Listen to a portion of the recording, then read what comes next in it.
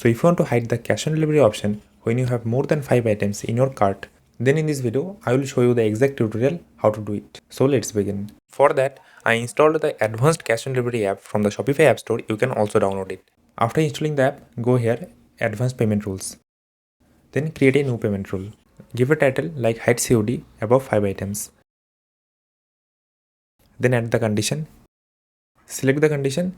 Number of products include quantity for each product. Operator greater than. In the value, type 5. Now add the action, hide payment method. Payment method name, cash on delivery.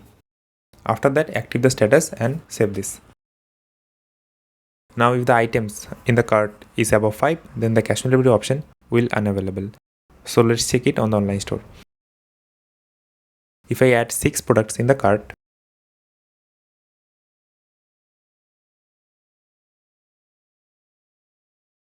then you can see the cash on delivery option is unavailable.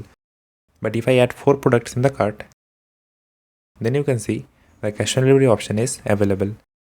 So in this way, you can do it very easily. So if you like the video, then don't forget to hit the like and subscribe. And if you have any doubt in your mind, then please let me know in the comment section. And that's all today guys. I will see you in the next one.